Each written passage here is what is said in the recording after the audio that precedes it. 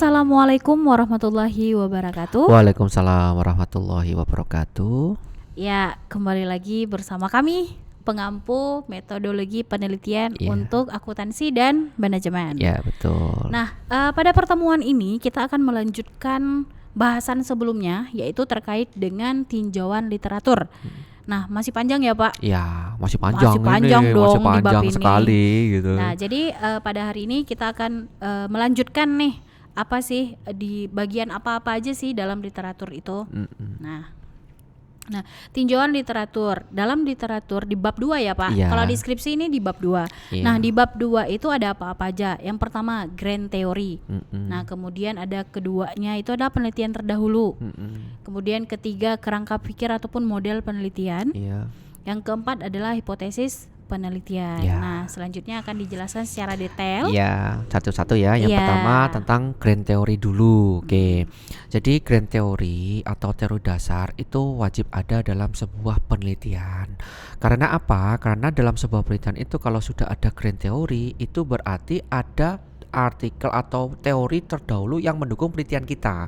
Misalkan kalau di akuntansi itu ada namanya teori agensi, ada teori kontingensi, macamnya banyak gitu kan. Nah, itu yang mendukung penelitian kita. Kalau teori agensi itu berkaitan dengan prinsipal sama agen ya. Kemudian terjadi asimetri informasi yang nantinya itu bisa membuat miss antara agen sama prinsipal ini. Nah, kemudian karena ada miskomunikasi atau asimetri informasi itu tadi, digunakanlah kesempatan oleh para agen-agen itu untuk mencari keuntungan pribadi. Misalkan manajemen laba, income smoothing dan seterusnya. Itu contoh kalau untuk teori agensi. Nah, di grand theory juga atau di selanjutnya teori relevan itu juga kita bahas tentang masing-masing variabel. Misalkan kalau kita membahas tentang tadi saya jelaskan manajemen laba, berarti kita jelaskan manajemen laba itu apa toh? Apakah pengertian manajemen itu apa toh? Nah, seperti itu. Nah, biasanya di dalam tinjauan literatur itu akan kita bahas. Apakah cuma pengertian saja, Pak? Tidak, harus ada penjelasan-penjelasan yang lebih. Iya, Makanya benar. di pertemuan sebelumnya kita sudah bahas ada tinjauan literatur itu harapannya harus ada teori-teori pendukung dari penelitian-penelitian kita. Seperti itu Bu Putri. Iya, mau menambahkan aja. Jadi dalam grand theory ini di bab 2, jadi kita menuliskan dulu definisinya bagaimana, kemudian bentuk-bentuknya atau fungsi-fungsinya. Iya. Nah, yang paling penting itu adalah indikatornya. Iya, Cara mengukur cara mengukur dari variabel yang kita tersebut. pakai. Nah, Iya, betul. bagaimana sih cara mengukurnya? Misalnya nih promosi, dikatakan promosi. Kalau di manajemen kan ada promosi, Iya. keputusan pembelian. Nah, indikatornya apa? Bagaimana cara mengukurnya? Makanya dibutuhkan literatur review ataupun tinjauan literatur untuk mengetahui kalau seandainya penelitian sebelumnya itu bagaimana sih indikatornya. Iya. Begitu. Iya, betul. Kemudian yang selanjutnya penelitian terdahulu ya. Tadi grand theory sudah dijelaskan, kemudian selanjutnya tentang penelitian terdahulu. Penelitian sebelumnya terdahulu dapat dipergunakan untuk mengetahui kekurangan-kekurangan penelitian sebelumnya. Jadi sebenarnya bukan menjelekkan penelitian sebelumnya, bukan. Iya. Cuma kita tadi udah dibahas ya di pertemuan sebelumnya, apa sih kelebihannya, apa sih kekurangannya. Ya, kelebihan itu mungkin kita bisa pakai untuk mendukung penelitian kita, kekurangan itu kita bisa perbaiki di penelitian kita. Nah, seperti itu ya Bu Putri ya. Sebenarnya di setiap penelitian itu pasti ada namanya saran. Iya. Ya, Pak? Nah, saran yang digunakan biasanya si peneliti menyadari, oh ini kurangnya variabel ini. Iya. Nah, itu biasanya saran, di mana saran tersebut bisa digunakan oleh peneliti Selanjutnya itu yang dijadikan sebagai referensi. Jangan sampai saran atau keterbatasan itu malah di depan, tahu-tahu sudah kita sebelum melakukan penelitian sudah ada keterbatasan atau saran, padahal saran atau keterbatasan itu setelah kita meneliti baru tahu. Ya, baru tahu ternyata hasil penelitiannya begini loh. Betul, iya. Kemudian untuk manfaat kedua penelitian sebelumnya itu mengetahui apa yang telah dihasilkan dari penelitian sebelumnya. Hasilnya kayak apa? Jadi lebih arahnya ke hasil ini ya, mendukung atau tidak mendukung, berpengaruh atau tidak berpengaruh. Nah, itu nanti kita akan jadikan sebagai referensi kita dari hasil kita nanti. Jadi kalau misalkan hasilnya berpengaruh, bahwasanya penelitian ini mendukung penelitian sebelumnya, yaitu penelitian ini yang menunjukkan bahwasanya variabel AX1 berpengaruh terhadap variabel Y, misalkan seperti itu. Kemudian yang ketiga, mengetahui perbedaan dengan penelitian sebelumnya. Jadi kan kita harus ada value added-nya, nilai tambahnya, ada keterbaruan atau novelty-nya. Ya, Jadi benar. sebuah penelitian itu makanya kalau bimbingan itu biasanya saya menanyakan perbedaannya apa dengan penelitian sebelumnya. Harus ada dong. Kalau enggak ada, ngapain diteliti lagi? Ya, Padahal ngapain? penelitian sebelumnya sudah ada gitu loh. Makanya ini untuk digunakan mengetahui perbedaan dari penelitian sebelumnya. Makanya semakin banyak kalian membaca literatur, Betul. semakin tahu kalian sebenarnya menariknya dari penelitian Iya, kalian apa sih, iya. perbedaannya dengan penelitian sebelumnya. Kuncinya membaca gitu Ya. dari artikel-artikel atau jurnal-jurnal itu. Oke, lanjut. Nah, kemudian ada kerangka pemikiran.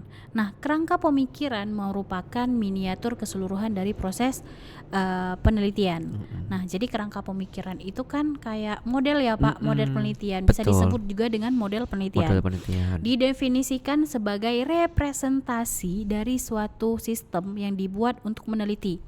Misalnya bentuknya X1, X2 Iya, ke Y. iya. Nah, dalam kerangka pemikiran harus menerangkan mengapa penelitian itu dilakukan. Kemudian bagaimana sih proses penelitian itu dilakukan, sesuai nggak dengan metode yang dipilih? Betul. Karena kan metode itu banyak banget nih, banyak banget, dan kita harus memilih sesuai dengan penelitian kita. Jangan sampai ternyata kita berencana melakukan penelitian A tapi metodenya salah, Betul. otomatis hasilnya juga akan salah. Betul, betul. Kemudian apa yang akan diperoleh dari penelitian tersebut? Kira-kira setelah penelitian tuh ya hasilnya buat apa? Ada nggak sih efeknya? Oh ternyata nggak ada efek, ya ngapain diteliti? Toh juga Iya, sama. betul, ternyata sama gitu lah. Iya, benar Bu Putri. Dan yang terakhir itu untuk apa hasil penelitian diperoleh? Kira-kira kita bisa apa sih manfaat penelitiannya gitu bisa dipakai apa enggak? Kalau nggak bisa dipakai ya udah, berarti kan ya penelitian kita kurang baik ya Iya, Pak. betul. Gitu. Iya. Nah, Ini tentang kerangka pemikiran atau model penelitian. Tapi perlu kita jelaskan juga Bu Putri, ini ada variabel X1, X2 sama Y itu apa? Nah, benar. teman-teman juga biar tahu, teman-teman juga biar paham apa itu variabel X, apa itu variabel Y. Di situ ada variabel X1 sama variabel X2. Itu dalam metode penelitian itu namanya variabel independen atau variabel bebas. Artinya apa? Artinya variabel independen atau variabel bebas itu variabel yang akan mempengaruhi ya variabel dependent atau variabel Y.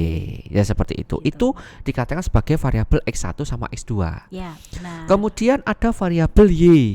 Variabel Y itu dikatakan variabel Y adalah variabel dependent atau variabel terikat.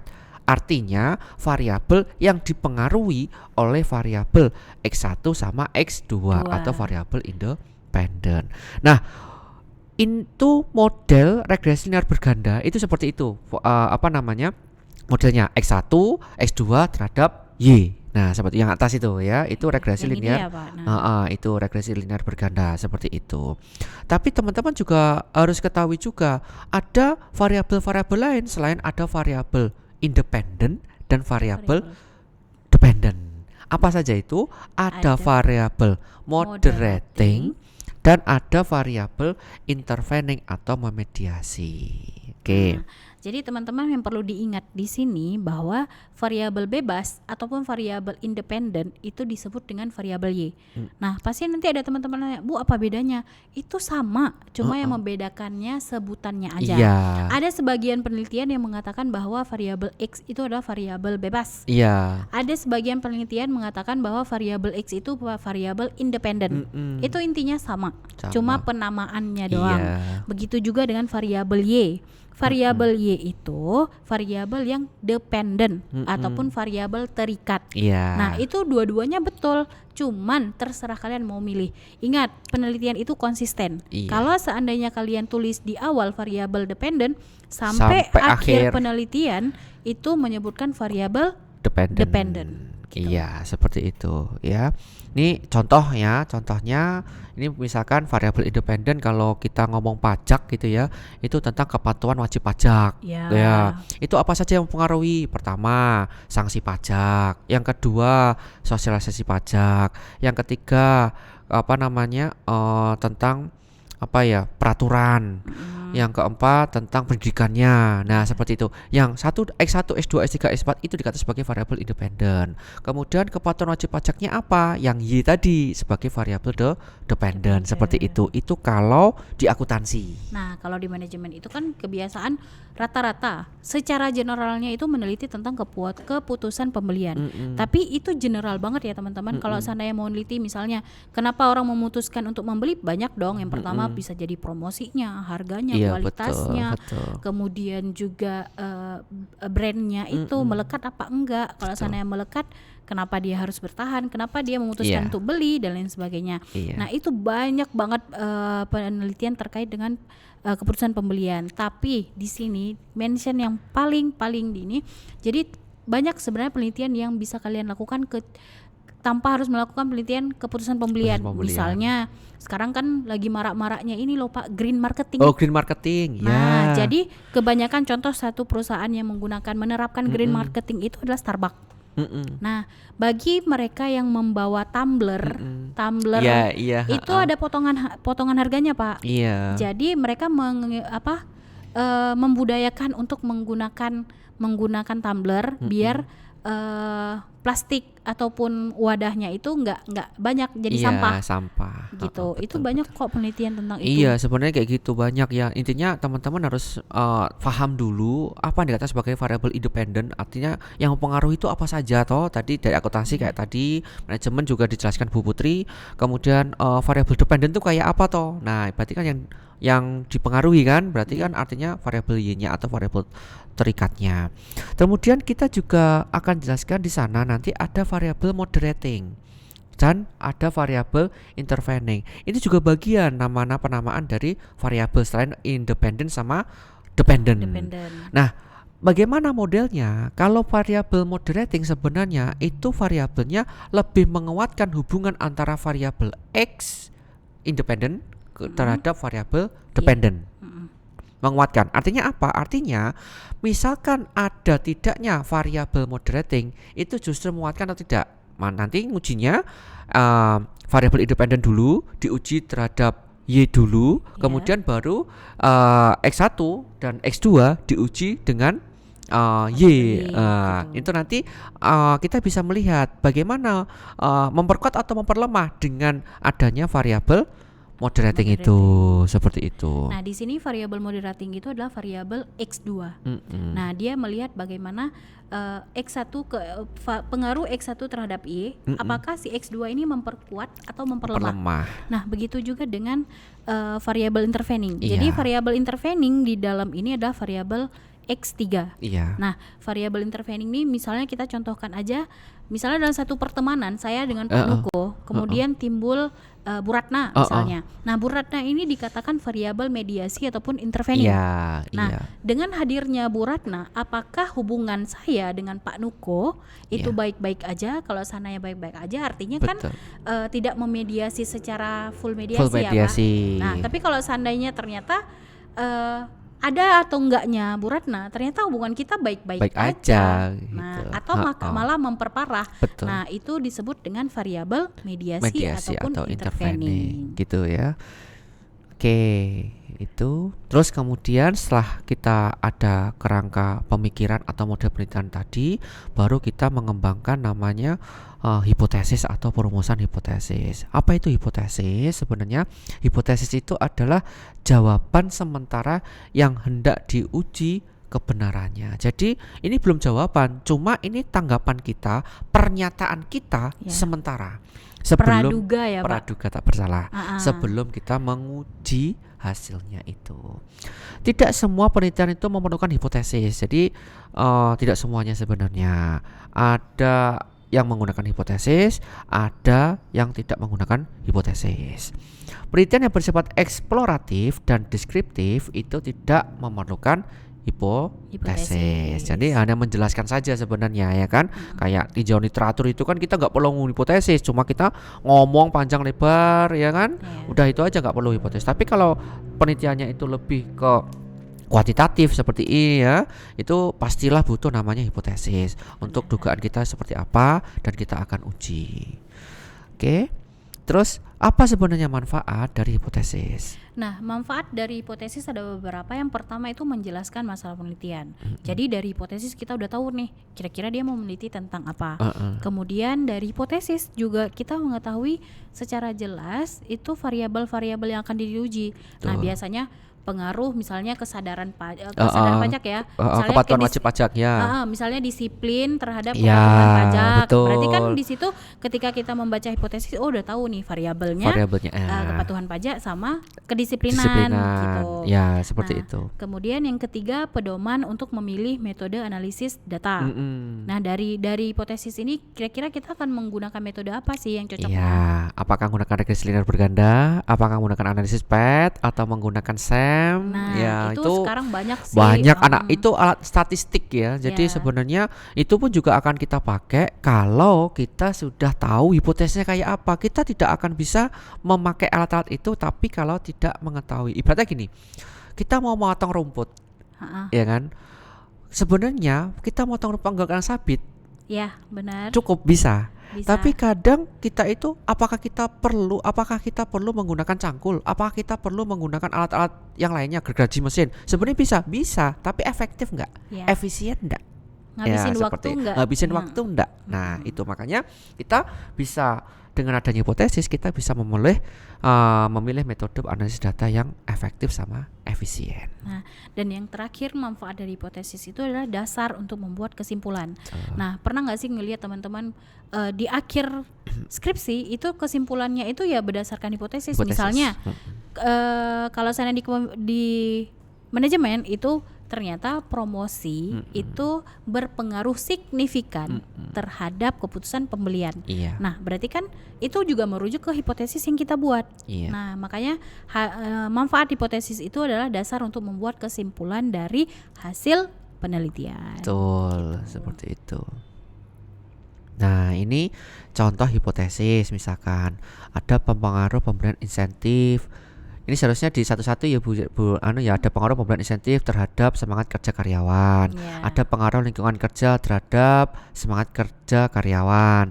Kemudian kepemimpinan terhadap semangat kerja karyawan PT Purnama. Jadi hipotesis itu H1, H2, H3 dan seterusnya itu biasanya dituliskan dalam sebuah pernyataan H1, H2 dan H3 dan seterusnya. Nah, tapi ini digabungkan. Artinya dari ini kita bisa melihat bahwa ada 3 variabel independen, yaitu pemberian intensif, kemudian yang kedua lingkungan kerja, yang ketiga kepemimpinan terhadap semangat kerja karyawan. Nah, semangat kerja karyawan itu adalah variabel Y-nya.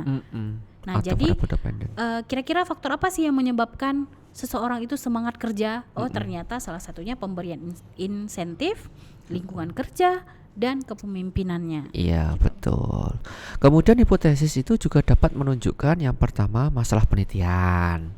Kemudian yang kedua variabel penelitian tadi udah dijelaskan Bu Putri, ada 3 variabel independen dan ada 1 variabel dependen. Kemudian metode analisis datanya tadi udah kita jelaskan sedikit ya. Nanti kita ada bagian sendiri untuk metode analisis data. Dan yang keempat tentang kesimpulan. Seperti itu. Nah, ini dasar untuk merumuskan hipotesis. Saya masih menemukan beberapa mahasiswa bimbingan saya itu ketika merumuskan hipotesis langsung Bu Putri, hipotesis 1, hipotesis 2, setelah kerangka pemikiran itu langsung H1, H2, H3. Padahal itu salah. Seharusnya kalau merumuskan hipotesis itu ada tahap-tahapnya atau step-stepnya. Apa saja itu tahap-tahap atau stepnya? Yang pertama harus didasarkan pada teori dulu. Yang kedua berdasarkan penelitian terdahulu dan yang ketiga berdasarkan pendahuluan. Nah, stepnya yang paling enak itu yang pertama kita dari sumber masalah. Ya, itu kehidupan sehari-hari yang kita udah bahas di pertemuan 1 kalau nggak 2 itu yang kita sudah bahas latar belakang masalah. Kemudian setelah itu kita bahas tentang teori yaitu berdasarkan penelitian terdahulu. Kemudian penelitian terdahulu berdasarkan relevansinya ini ya, kasih hati relevansi. Kemudian dari rumusan itu kita ada penyataan hubungan antar variabel dulu, variabel independen terhadap variabel dependen. Kalau tadi tentang insentif terhadap kinerja karyawan, hubungannya apa? Kenapa? Bagaimana hubungannya? Kalau insentifnya naik, kinerjanya Ya. naik atau turun. Nah. Kemudian kepemimpinannya naik, bagus. Kemudian kinerjanya, semangat kerjanya naik atau turun. Nah, seperti itu. Nah, setelah itu dikuatkan dengan penelitian terdahulu. Dari penelitian terdahulu tersebut baru kita biasanya berdasarkan pernyataan di atas, maka hipotesis yang kita buat adalah sebagai berikut, yaitu H1, kepemimpinan berpengaruh terhadap kinerja atau semangat dari PT apa gitu, seperti itu. Ya, benar. Oke. Kemudian selanjutnya kita tentukan instrumen penelitian. Kalau kita sudah tahu hipotesisnya, kemudian kita tentukan instrumen penelitian, variabel datanya, kemudian pengujian hipotesis. Setelah itu baru ke kesimpulan dan implikasinya bagaimana. Nah, ini ada beberapa bagian dari hipotesis. Yang pertama, hipotesis deskriptif.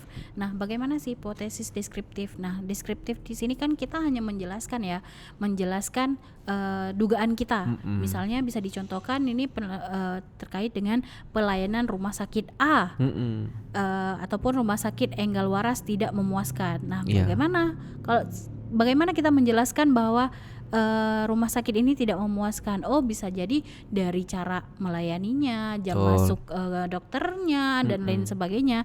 Nah, itu kan harus dideskripsikan. Bagaimana harus dijelaskan. Kemudian terkait dengan kinerja keuangan Bank BCA itu baik. Oh, berarti harus diperlukan data nih. Dikatakan keuangannya baik berdasarkan data berapa? Data berapa tahun terakhir gitu. Kemudian juga semangat kerja karyawan di PT Yasinda bla bla bla bla gitu. Nah, itu juga disebut dengan hipotesis deskriptif. Jadi kita harus dari data tersebut kita deskripsikan maknanya seperti apa. Nah, kedua itu hipotesis komparatif. Dia kan namanya komparatif itu kan membandingkan. Betul. Membandingkan.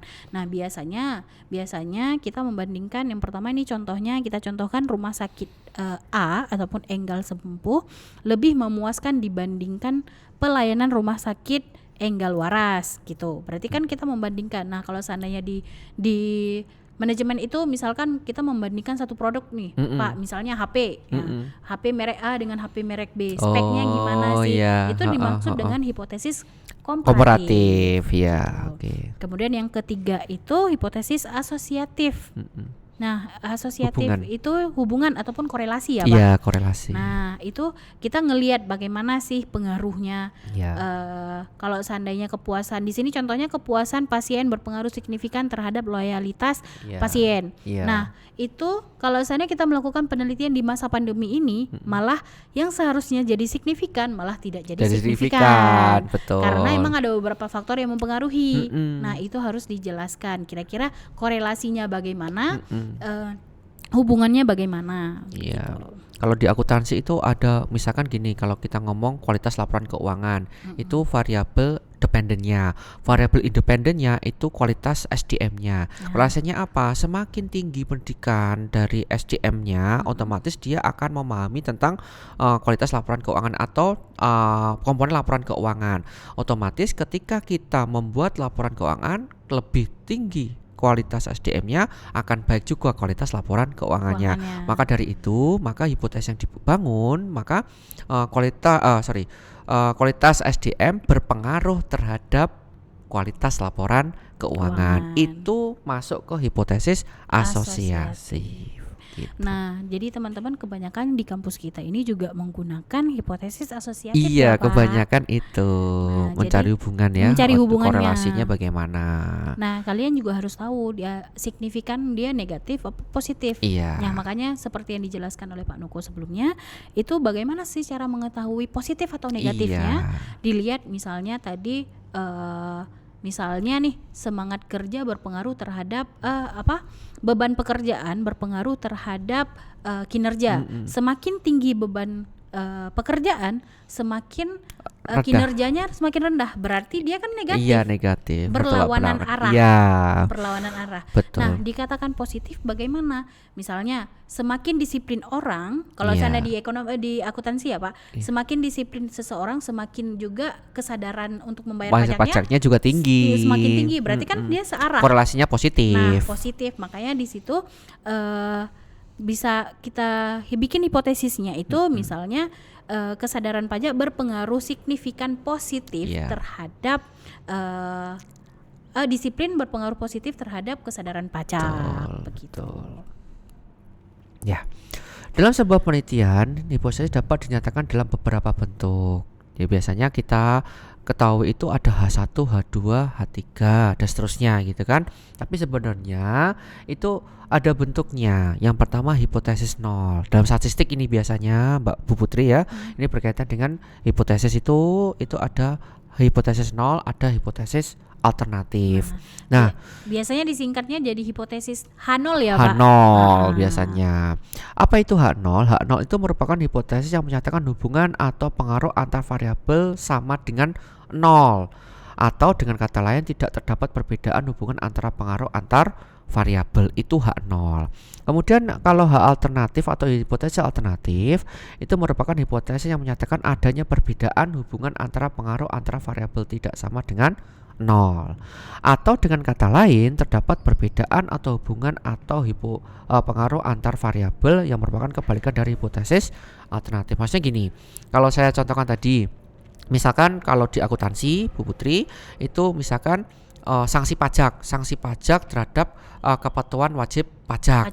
Ya, maksudnya gini, hipotesisnya itu sebenarnya kalau kita buat itu ada dua, H1 sama H0. H1-nya itu berarti ada sanksi pajak berpengaruh signifikan terhadap kepatuhan wajib pajak, itu H1. Kalau H0-nya berarti kan sanksi pajak tidak ada pengaruh terhadap kepatuhan wajib pajak. Lah H0-nya itu kalau dalam penelitian nggak usah ditulis, karena yang kita teliti nanti atau yang kita butuh jawabannya itu yang H alternatifnya atau H1-nya tadi. Maka yang biasanya di dalam penelitian itu yang tulis cuma H1, H2, H3. Walaupun sebenarnya ada H0 sama H1-nya. Jadi teman-teman silahkan dipahami dulu perbedaan H0 ataupun hipotesis 0 dengan hipotesis alternatif ataupun HA. Betul. Gitu. Nah, selanjutnya ada beberapa hal yang menunjukkan bahwa ciri-ciri hipotesis yang kita ambil itu baik. Yang pertama dinyatakan dalam kalimat tegas. Nah, di sini misalnya upah memiliki pengaruh yang berarti terhadap produktivitas karyawan. Berarti jelas dong, berarti variabelnya itu upah. Kemudian variabel independennya itu produktivitas karyawan. Berarti kan penentuan dikatakan baik, hipotesisnya baik itu dinyatakan dalam kalimat yang tegas. Kedua, dapat diuji secara ilmiah. Dapat diuji secara ilmiah itu merujuk ke literatur review ataupun tinjauan pustaka.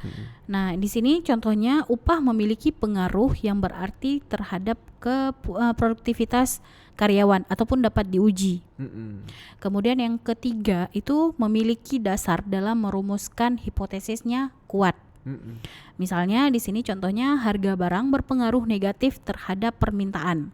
Nah, memiliki dasar yang kuat yaitu teori permintaan dan penawaran. Berarti ini juga merujuk ke literatur review. Betul. Dikatakan negatif atau enggaknya ya berarti kita kan harus ada backingan, harus ada pegangan dari jurnal ataupun artikel. Iya, betul. Gitu. Itu. Nah, habis. Nah, jadi teman-teman pasti banyak pertanyaan yang kalian belum pahami. Silahkan ditanyakan aja. Karena apa? Sebenarnya mata kuliah ini bukan untuk kami.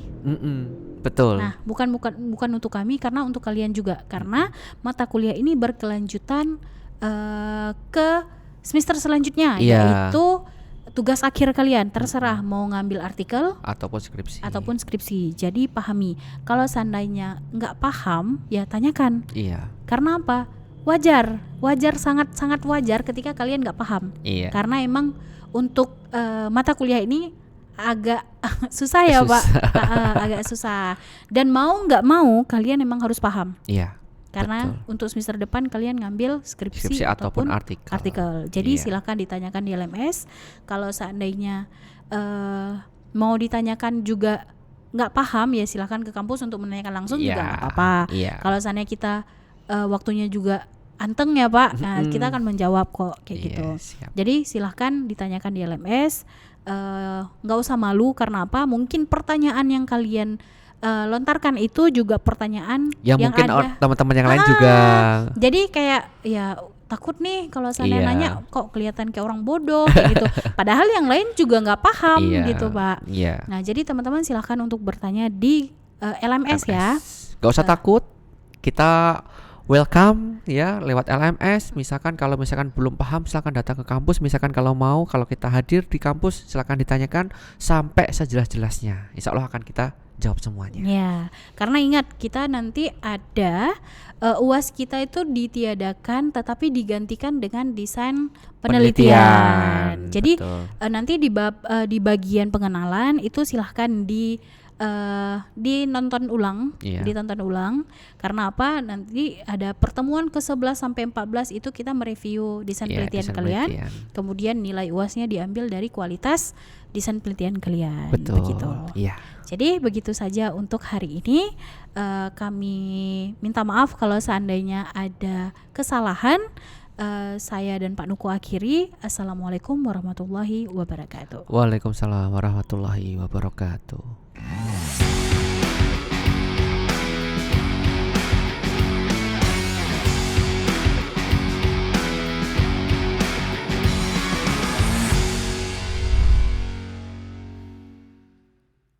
Menit juga.